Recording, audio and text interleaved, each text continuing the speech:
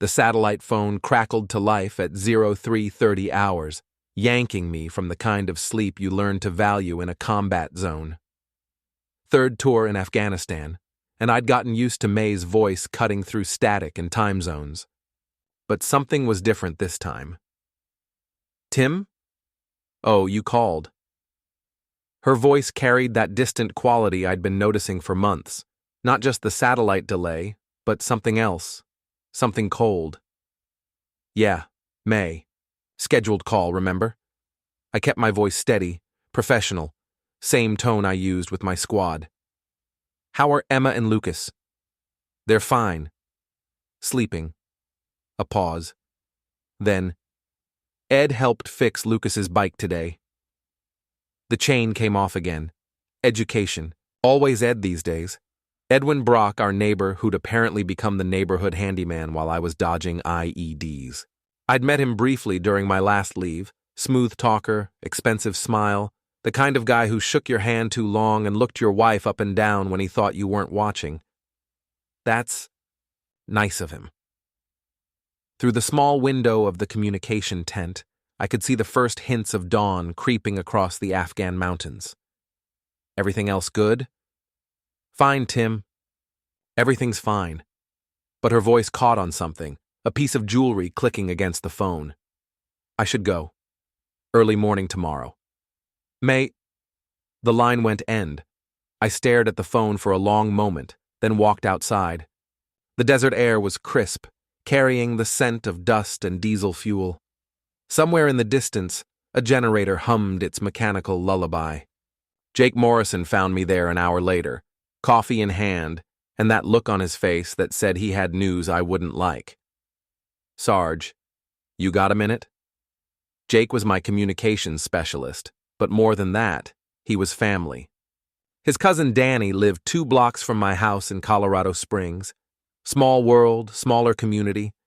Military families tend to stick together, watch out for each other. What's on your mind, Morrison? He handed me the coffee and pulled out his phone.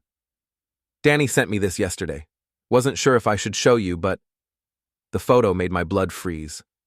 May, standing outside the El Paso County Courthouse, wearing a dress I'd never seen before.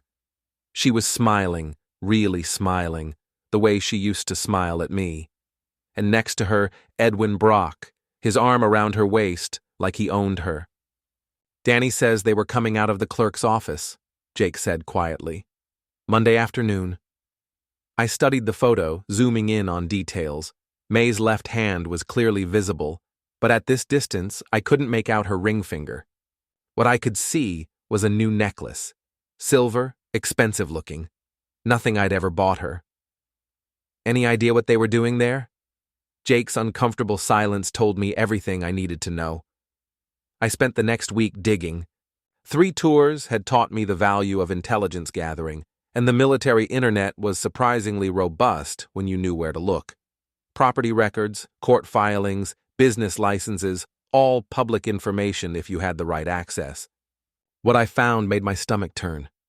Edwin Brock wasn't just some helpful neighbor. He was a contractor with connections throughout Colorado Springs, specializing in property development and what his website called family transition services. Innocuous enough until you started connecting dots. His client list read like a roster of military wives whose husbands were deployed. The pattern was always the same. Husband leaves for deployment. Edwin provides support services, home repairs, financial advice, emotional comfort. By the time the husband returns, if he returns, Edwin has systematically replaced him in every way that matters. I found divorce filings, custody battles, property disputes, always the same signature at the bottom, Edwin J. Brock, listed as either witness, mediator, or in some cases, new spouse. The man was a predator with a system, and military families were his hunting ground. My phone buzzed, a text from May. Coming home next month like planned? Ed's been helping with some house projects. You'll love the changes. I stared at that message for a long time. Then I started planning. The C-130 touched down at Peterson Air Force Base on a gray October morning. 11 months deployed, and Colorado felt like a foreign country. I'd arranged for my own transportation home, a rental car that gave me time to think, time to observe. My neighborhood looked different, cleaner somehow. The houses were better maintained, lawns perfectly manicured. It was the kind of improvement that spoke to money, organization, and a very particular kind of influence. I parked 3 blocks from my own house and walked. Reconnaissance was second nature now, and I needed to understand the terrain before announcing my presence. The house stopped me cold. New paint, professional landscaping, a fence I'd never authorized. But it was the small details that twisted the knife. Children's toys I didn't recognize, a barbecue grill that wasn't mine, and in the front window, a family photo that made my vision blur with rage. May, Emma, and Lucas, arranged around a man who wasn't me. Edwin Brock, wearing a polo shirt and the kind of smile that belonged in a catalog. He had his arms around my children like they were his own personal possessions. I was still staring when the front door opened. May stepped out, and for a moment, she didn't see me. She looked different. Happy, maybe, in a way I hadn't seen in years. Her hair was styled differently, and she was wearing clothes I'd never bought her. Expensive clothes that suggested a lifestyle far beyond my Army pay grade. Then she spotted me, and her face went through a series of emotions: surprise, guilt, and finally, something that looked almost like defiance. Tim. She walked down the path toward me, her movements careful, controlled. "You're early. Caught a transport." I kept my voice neutral, professional. "House looks good. Ed's been helping out. He's got connections with contractors, knows how to get things done properly." She stopped about 6 feet away from me, close enough to talk, far enough to maintain distance. "The kids are at school." "Good. We need to talk." She looked back at the house, then at me. "Ed's inside. I know." The words hung in the air between us like smoke from an explosion. May's composure cracked for just a moment, and I saw something that might have been the woman I'd married. Then it was gone, replaced by someone harder, more calculating. "It's not what you think," she said, but her voice lacked conviction. "What I think is that you've been busy while I've been getting shot at." I pulled out my phone and showed her a photo, the courthouse picture Jake's cousin had taken. "Want to explain this?" Her face flushed, but instead of shame, I saw anger. "You want to know what I've been doing, Tim?" "I've been surviving. I've been raising our children while you play soldier on the other side of the world. Ed understands what I need, what they need. Ed understands how to target military families. This isn't love, May. This is a business model." She laughed, sharp and bitter. "You think you know everything, don't you? 3 tours, and you come home thinking you're still in charge here. Well, you're not.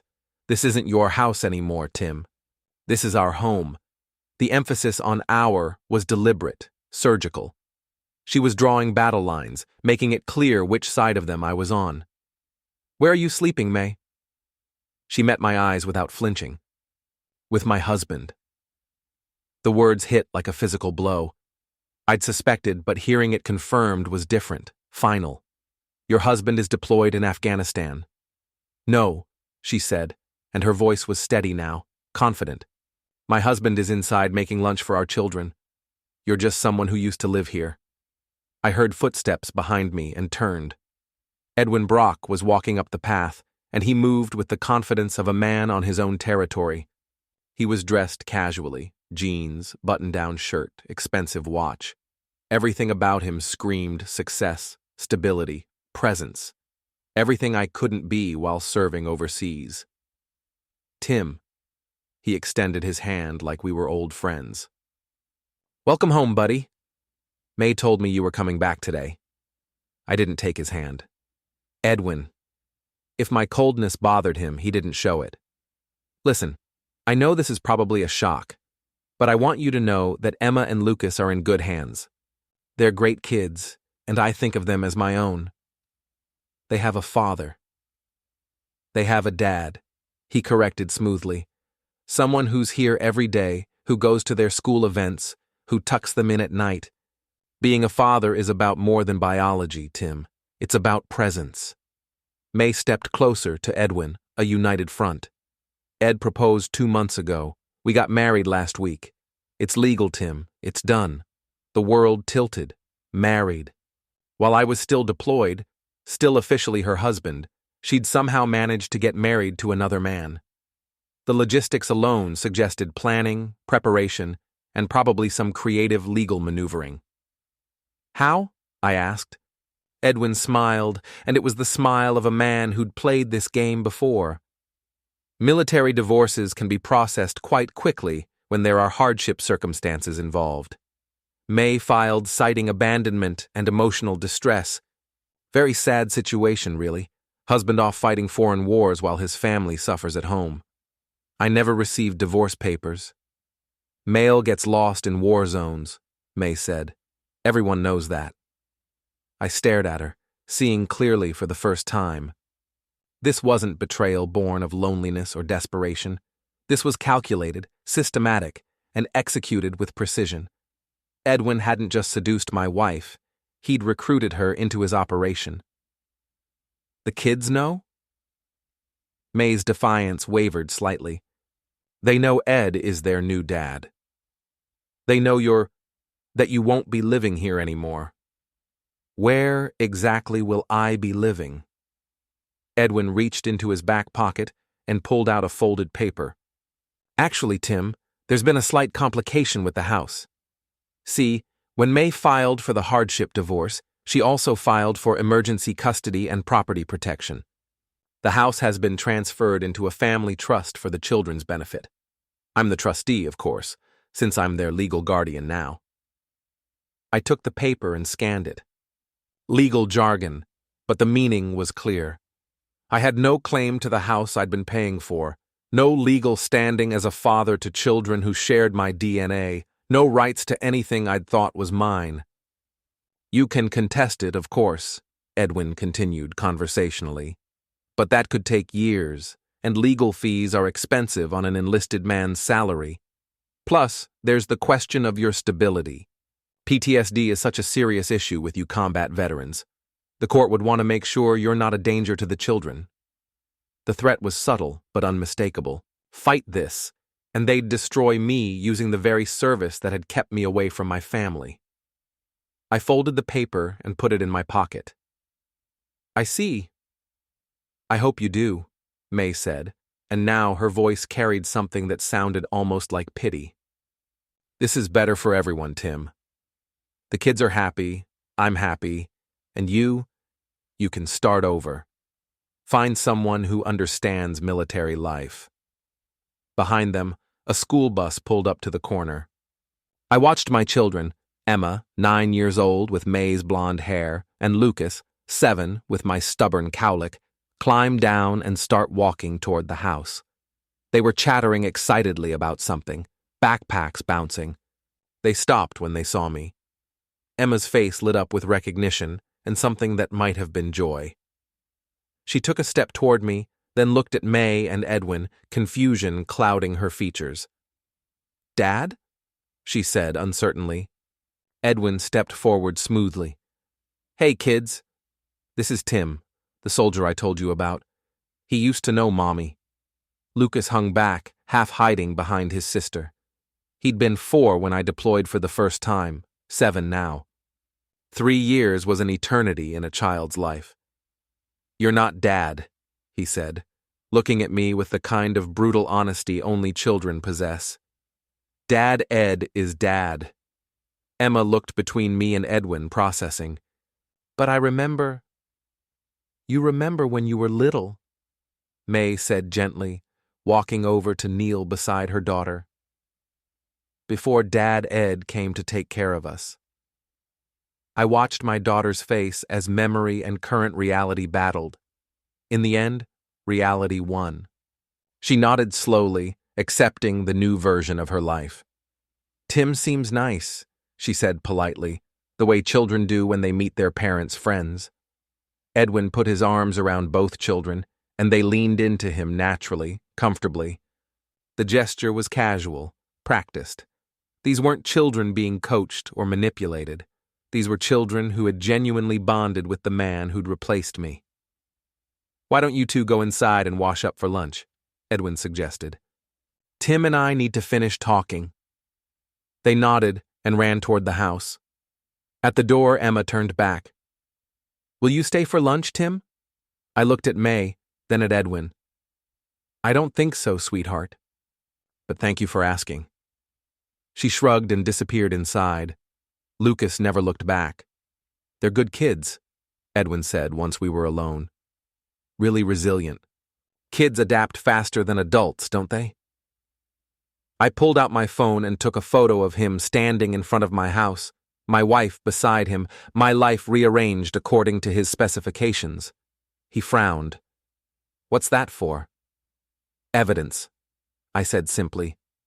"Evidence of what?" I smiled for the first time since coming home. "That you exist." May looked confused, but Edwin's expression sharpened. He was smart enough to recognize a threat, even if he didn't understand its shape yet.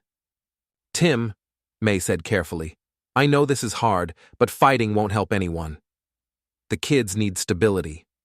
"Copy that," I said, military slang that meant I understood and acknowledged the message. Then I looked directly at Edwin. 9 o'clock. Phase 1. I turned and walked away before either of them could respond. Behind me, I heard May calling my name, confusion and maybe a trace of the old affection in her voice. But I didn't look back. I had work to do. I checked into a motel and spent the first night processing what I'd learned. May wasn't just gone. She'd been systematically extracted by a man who made destroying military families his business model. Edwin J.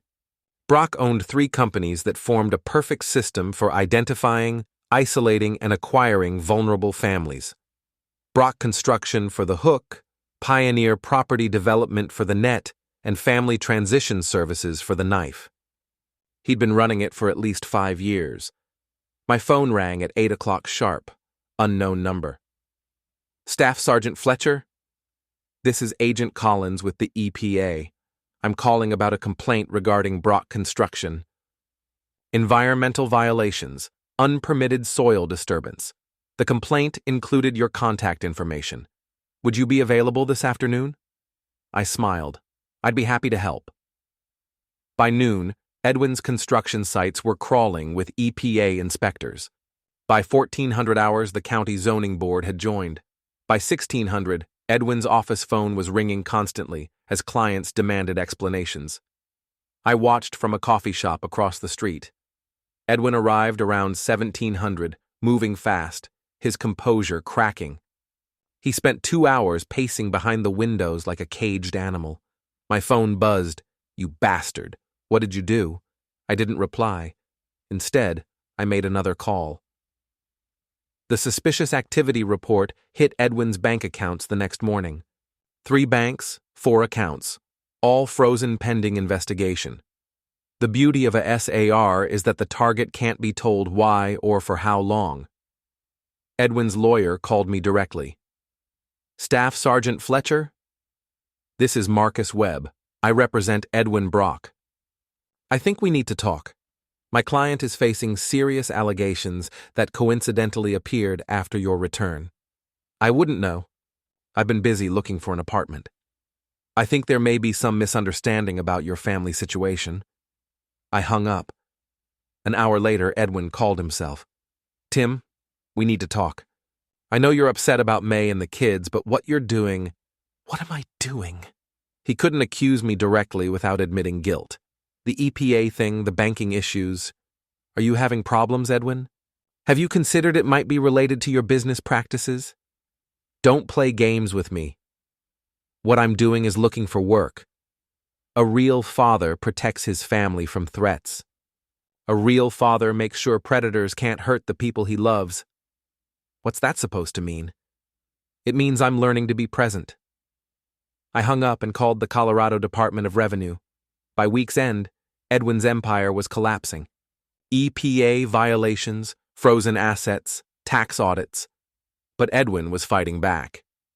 May posted a photo, her and Edwin at an expensive restaurant, wearing a diamond ring worth more than I made in 6 months.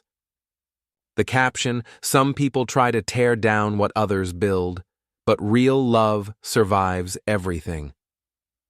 Blessed life. New beginnings. The comments were brutal. Military wives expressing support for May's fresh start and concern about unstable veterans who can't let go. One comment made my jaw clench. "Girl, you deserve better than that measly army pay. Ed treats you like a queen. Some men never grow up. #sign upgrade." Complete. My phone buzzed with a text from May. "I told the children you passed away overseas. We're living with my husband now. He's a better father than you ever were." I stared at that message. She'd end me. In my children's eyes, I was past, another casualty of foreign wars. I typed back, "Copy that." Then, I made a call to a contact from my second deployment, someone who'd moved into the private sector and specialized in information management. "Danny, it's Tim Fletcher. I need a favor." Edwin's phone started ringing at 0300. By 0330, 35 missed calls from clients, suppliers, partners. His lawyer was screaming into voicemail by 0400. "Edwin, somebody with serious connections is destroying you. Federal connections. This level of coordinated action should not be possible. Show mercy, I beg you. Fix this before it gets worse." I drove to a spot across from Edwin's office and waited. He arrived at 700, unshaven, wearing yesterday's clothes. Through the windows, I watched him frantically working his phone, pacing, gesturing wildly. At 0800, a black SUV pulled up. 2 federal agents went inside for exactly 17 minutes. When they left, Edwin was slumped in his chair, staring at subpoenas. My phone buzzed. Strike 2, 72 hours. I hadn't sent that message. Edwin saw me parked across the street. Our eyes met through glass and distance. He raised his phone, taking a photo of me. I waved. Then I drove away, leaving him to contemplate what Strike 3 might look like. Edwin disappeared for 2 days after the federal visit. No social media posts from May, no sightings around town, no activity at his office or construction sites. He'd gone to ground, probably planning his next move with whatever resources he had left. I used the time to gather intelligence. Edwin's operation was bigger than I'd initially realized. Family Transition Services had connections in Nevada, Arizona, Texas, and California. The man wasn't just a local predator, he was part of a network, possibly even a family business. Edwin J. Brock had a father, Donald Brock, who ran similar operations throughout the Southwest. Military families were being harvested like crops, their lives systematically dismantled and rebuilt according to the Brock family business model.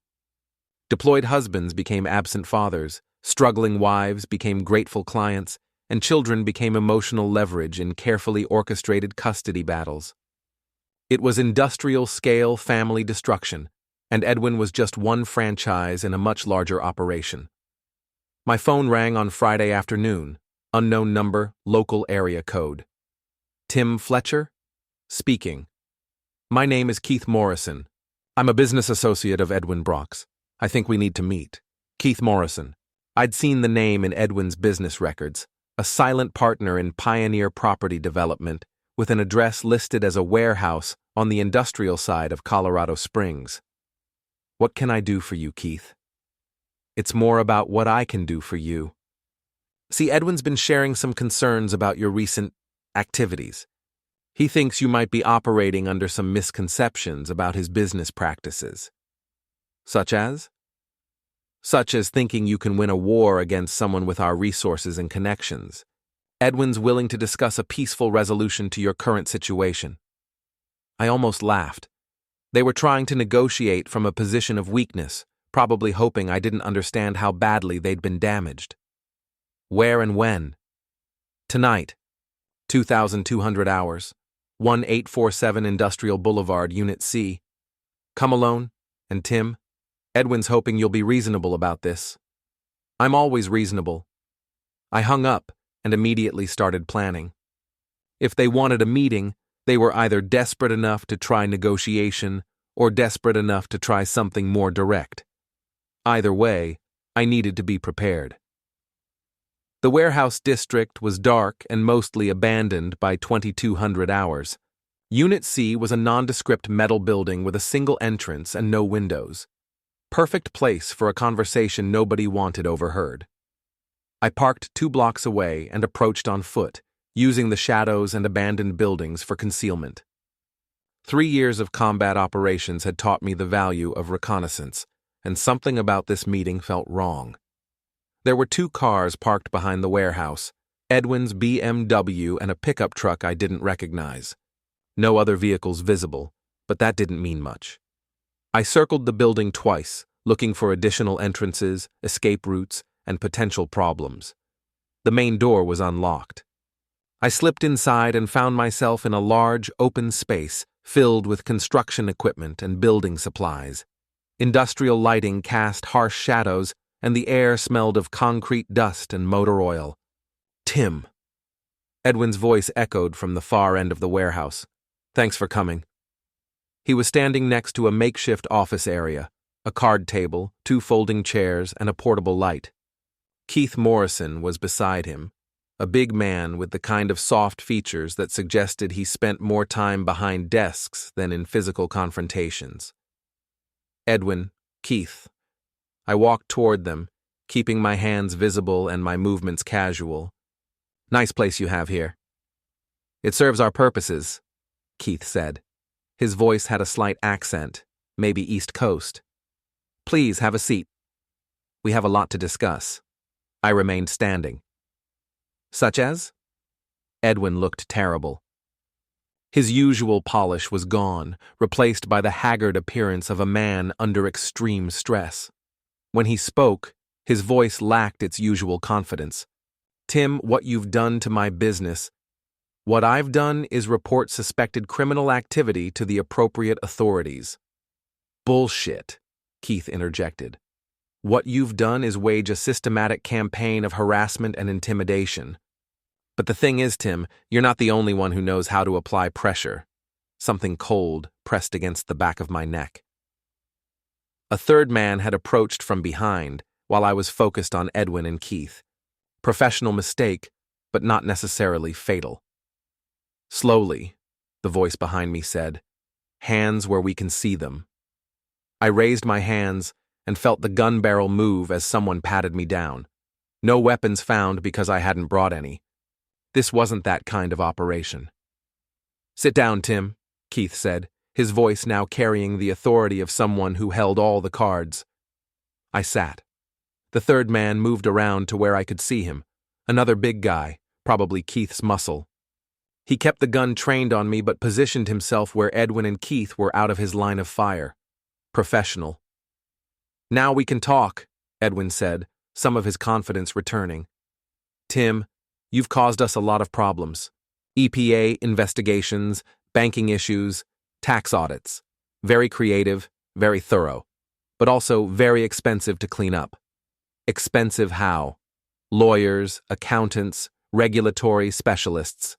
The kind of people who can make problems disappear, but who charge premium rates for their discretion. Keith leaned forward.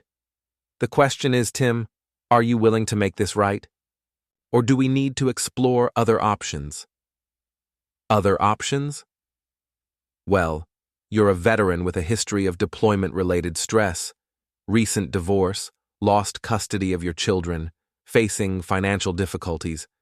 The kind of situation that sometimes leads to tragic outcomes. The threat was clear. They were planning to end me and make it look like suicide. Probably not here. Too messy, too many forensic complications. But somewhere private, somewhere my body would tell the right story. PTSD is a serious issue, Edwin added. People don't always understand the warning signs. A veteran who can't adjust to civilian life, who becomes obsessed with perceived injustices, who starts lashing out at innocent people. Very sad situation. I nodded thoughtfully. That's an interesting theory. It's not a theory, Keith said. It's going to be reality unless you start cooperating.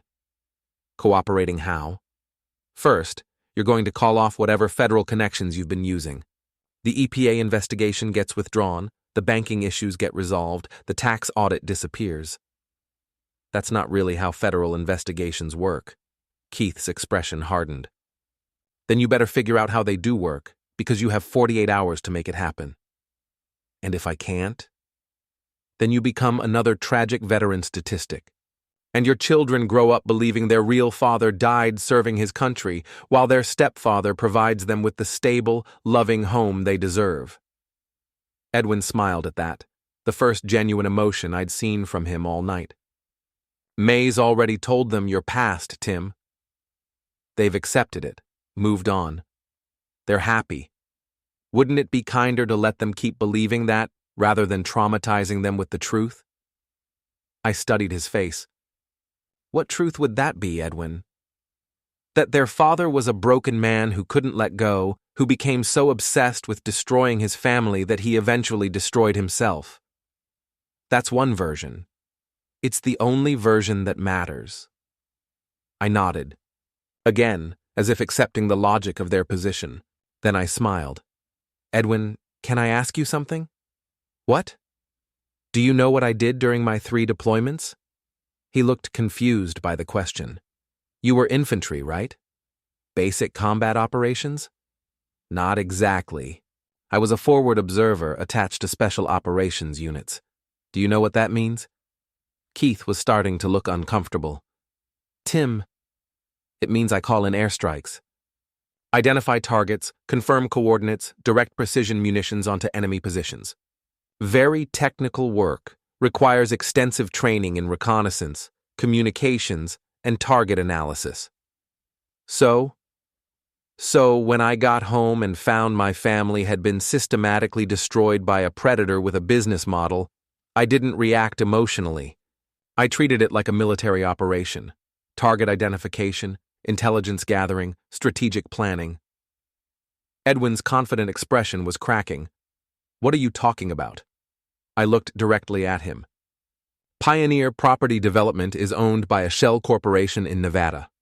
That shell corporation is owned by another shell corporation in Delaware.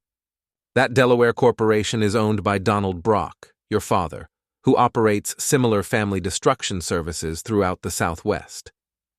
The warehouse fell silent, except for the hum of industrial lighting. The Nevada operation processes approximately 40 military families per year. Average profit per family ranges from $150,000 to $400,000, depending on property values and custody arrangements. Your operation here in Colorado Springs has been active for approximately 5 years and has processed over 200 families. Keith was staring at me now. How could you possibly? Because, Keith, when you're a forward observer, you learn to be very, very thorough. You learn that missing details get people hurt. So you document everything, verify everything, cross-reference everything. I reached slowly into my jacket pocket and pulled out my phone. For the last 3 weeks, I've been building a comprehensive intelligence package on the Brock family network. Financial records, client lists, business associates, operational methods, everything. Edwin's face had gone pale. That's impossible. Our records are encrypted, protected, by IT security systems designed to keep out casual hackers, not designed to keep out someone with military intelligence training and the right contacts. I showed them the phone screen. It displayed a complex organizational chart showing the connections between Edwin's businesses, Keith's shell corporations, Donald Brock's Nevada operations, and similar networks in Arizona, Texas, and California. This chart represents 847 military families destroyed over the past 7 years. Combined theft of approximately $127 million in property, custody rights, and family assets. Keith lunged for the gun, but I was already moving. 3 years of combat operations had taught me more than target identification. They'd taught me close quarters combat. The weapon went skittering across the concrete floor while Keith went down hard, his head bouncing off the edge of the metal table. Edwin tried to run, but the third man was blocking his path, confused about which threat to address first. I solved his dilemma by putting him on the ground next to Keith. "Edwin, sit down." He sat, his hands shaking, his earlier confidence completely gone. "Here's what's going to happen," I said, picking up Keith's gun and checking the safety. "In about 30 seconds, this warehouse is going to be surrounded by FBI agents. They've been monitoring this location since yesterday, waiting for this meeting to take place. That's impossible, is it? Because, Edwin, when you target military families, you're not just committing fraud and theft. You're targeting dependents of federal employees engaged in national defense operations. That makes it a federal crime with national security implications." As if on cue, bright lights flooded the warehouse exterior. Vehicle doors slammed and tactical boots echoed on concrete. The main door burst open and federal agents in tactical gear poured through the entrance. "FBI, nobody move!" Edwin's face went completely white. Keith was semi-conscious, blood trickling from his scalp where he'd hit the table. The third man was on his knees, hands behind his head, smart enough to recognize when a situation had gone completely sideways. "Special Agent Lisa Torres, FBI Financial Crimes Task Force," the lead agent announced, approaching our little group with her weapon drawn but not aimed. "Staff Sergeant Fletcher, are you injured?" "Negative, ma'am. 3 suspects secured, 1 weapon recovered." I placed Keith's gun on the table and stepped back with my hands visible. She nodded and gestured to her team. Within seconds, all 3 men were in restraints, while agents secured the scene. "Edwin Brock, Keith Morrison, you're under arrest for conspiracy to commit fraud, money laundering, and violation of federal laws regarding military family protection statutes." Edwin found his voice. "This is insane. We haven't done anything illegal. This man has been harassing us for weeks." "Mr. Brock," Agent Torres interrupted, "we've been investigating your operation for 6 months. Staff Sergeant Fletcher's information simply accelerated our timeline." She turned to me. "The intelligence package you provided was extremely comprehensive. How did you acquire some of those financial records?" "I had help from people who understand the importance of protecting military families." She studied my face for a moment, probably wondering exactly what kind of help I'd received and whether she needed to worry about additional legal complications. Then she shrugged. "Well, however you got it, it's solid evidence. This network has been operating for years, and we've been trying to build a case that would take down the entire organization." Edwin was staring at me with something approaching awe. "You planned this. All of it. The EPA, the banking investigations, everything was designed to flush us into making this move." "You're a predator, Edwin. Predators are predictable. Apply enough pressure and they always resort to violence. All I had to do was create the right conditions and wait." Keith was fully conscious now, blood dried on his face, and he was looking around the warehouse with the expression of a man who'd just realized his entire world had collapsed. "How long have you been watching us?" Agent Torres answered. "Long enough to document your methods, identify your victims, and map your entire network. We have financial records going back 5 years, recorded conversations, surveillance footage, and testimony from dozens of military families you've targeted." She pulled out her phone and showed Edwin a photo. "Including this family from Nevada. The Pattersons. Husband deployed to Iraq, wife and 2 children systematically isolated and manipulated by your father's operation. Sound familiar?" Edwin closed his eyes. When he opened them, some of the fight had gone out of him. "What happens now?" "Now you get processed, arraigned, and you start thinking about whether you want to cooperate with our investigation or spend the next 20 years in federal prison." Agent Torres gestured to her team, and they began moving the suspects toward the door. As Edwin passed me, he stopped. "What about May?" "The kids?" I looked at him for a long moment. "What about them?" They don't know anything about the business side. May thought this was real, thought I actually cared about her. Did you? He considered the question seriously. I don't know. Maybe, toward the end. She's a good woman, Tim. She was just lonely and scared and trying to survive. I know. The kids really do think of me as their father. That part wasn't fake. I know that too. He nodded slowly. For what it's worth, I'm sorry. Not about getting caught, but about what this is going to do to them. Are you? Yeah, I am. I watched them load Edwin into the back of a federal vehicle. Through the window, I could see him staring back at the warehouse, probably thinking about how his life had changed in the span of a single conversation. Agent Torres approached me as the convoy prepared to leave. Staff Sergeant, there's something you should know. When we searched Keith Morrison's apartment, we found detailed plans for eliminating you. They weren't planning to negotiate tonight. I figured. You also should know that this operation extends far beyond what you initially uncovered.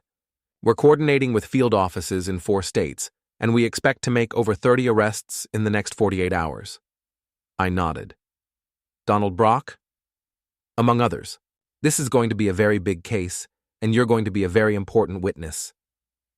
What does that mean for my family situation? Her expression softened slightly. That's complicated, Staff Sergeant. The marriage between your wife and Edwin Brock was legally valid, regardless of the circumstances. And the custody arrangements were processed through proper legal channels, even if they were based on fraudulent information. So they keep everything. Not everything. Edwin's assets are being seized as part of the criminal investigation. The house, the cars, the business accounts, all of it becomes evidence in a federal case. Your wife and children are going to find themselves in a very different situation very quickly. I thought about that. May had chosen stability, security, the promise of a better life. In a few hours, all of that would disappear, leaving her alone with 2 children and the knowledge that her new husband was a federal criminal who'd been using her as part of a systematic fraud operation. Agent Torres, when you arrest Donald Brock in Nevada, you'll probably find information about future targets. Other military families they were planning to go after. Almost certainly. There's a family there. The Pattersons, like you mentioned. They're going to need protection, counseling, help putting their lives back together. We have victim services coordinators. That's not enough. These families are going to need someone who understands military life, someone who's been through deployment stress and family separation. Someone who knows what it's like to come home and find everything changed. She studied my face. Are you volunteering, Staff Sergeant? I looked around the warehouse, this place where Edwin had planned to end my life and complete his theft of my family. In a few hours, news vans would be parked outside my house. May would be facing questions about her husband's arrest, reporters asking how it felt to discover she'd been married to a criminal. Emma and Lucas would be confused, scared, probably wondering if the man they'd called Dad Ed was ever coming home. They'd need someone to explain what had happened, someone to help them understand that sometimes the world changes in ways that aren't anyone's fault. Yeah, I said. I'm volunteering. Agent Torres nodded. We'll be in touch, Staff Sergeant. And Tim, what you did here, building this case, exposing this network, you probably saved dozens of military families from being destroyed. I saved myself, I corrected. Everything else was just good intelligence work. She smiled and walked away, leaving me alone in the warehouse with the aftermath of Edwin's empire. My phone buzzed with a text message. Unknown number. The network lives. She's next. Attached was a photo of a woman I didn't recognize, standing with 2 children outside a house in what looked like suburban Arizona. A military family, probably. A target. I stared at the message for a long moment, then forwarded it to Agent Torres with a note. Strike 3. Then I walked out of the warehouse and into the Colorado night, already planning my next operation. The FBI raids began at dawn across 4 states simultaneously. I watched the news coverage from my motel room as reporters tried to make sense of the coordinated takedowns. Federal agents have arrested 37 individuals in connection with what authorities are calling the largest military family fraud ring in U.S. history, the anchor reported. The footage showed Donald Brock being led from his Nevada compound in handcuffs. He looked like Edwin, but harder, more calculating. My phone rang. Agent Torres. Staff Sergeant, we executed search warrants on 17 locations this morning. What we're finding is worse than expected. Spreadsheets listing over 1,200 military families across 7 states. They were treating human beings like commodities. 1,200 families. Thousands of children who'd grown up believing their real fathers were past. The message I forwarded last night. We got to her in time. She's in protective custody. The network employed over 60 people, Tim. But it's finished now. My phone buzzed with another call, May's number. Agent Torres, I need to take this. Tim? It's May. Her voice was shaken. There are news vans outside, and I don't understand what's happening. I'll be there in 20 minutes. The media circus lined the street. When I reached the front door, May opened it before I could knock. She looked terrible. Uncombed hair, red eyes, wearing an old t-shirt from our early marriage. The expensive clothes were gone. FBI agents came at 6 this morning, she said, closing the door behind me. They told me Edwin's been arrested for federal crimes, that everything we own might be seized. I sat on the couch where I used to read bedtime stories to Emma and Lucas. May, did Edwin ever tell you about his other clients? What do you mean? I showed her a document on my phone. This is Edwin's client database. Look at our family's entry. She read, her face growing pale. Target, Fletcher family. Asset value, $340,000. Timeline, 18 months cultivation, 6 months replacement, 3 months finalization. Status, complete. You weren't his wife, May. You were his business plan. She was quiet for a long time. The kids. What am I going to tell them? The truth. That their real father never stopped fighting to protect them. I told them you were past, Tim. They had a funeral for you. Emma drew pictures of you in heaven. The words hit like physical blows. They're going to be so confused, she continued. They genuinely love Edwin. He's been their father for almost a year. Before I could respond, car doors slammed outside. Agent Torres was walking toward the house. The FBI is here, I said. They'll want to interview you about Edwin's activities. The doorbell rang. May looked panicked. What do I tell them? The truth. Agent Torres addressed May. Mrs. Brock, we need to ask some questions about your husband's activities. My children will be home from school in 2 hours, May said. We'll arrange counseling services for them. What they've experienced constitutes psychological abuse. May collapsed into a chair, sobbing. Staff Sergeant, Agent Torres said to me, we've made arrests in Phoenix, Las Vegas, San Antonio. The network is finished. Over 400 children were systematically separated from their biological fathers. Through the window, more news vans were arriving. In 2 hours, Emma and Lucas would come home expecting normal life, but instead find FBI agents and cameras. But they'd also find their real father, ready to help them rebuild. Agent Torres was setting up recording equipment while May composed herself. Outside, reporters positioned cameras for the school bus arrival. Somewhere in federal custody, Edwin and Donald Brock were contemplating their collapsed empire. The network that destroyed over 1,000 military families was finished. I checked my watch. 1,347 hours. The school bus would arrive at 15:30. Time to get to work,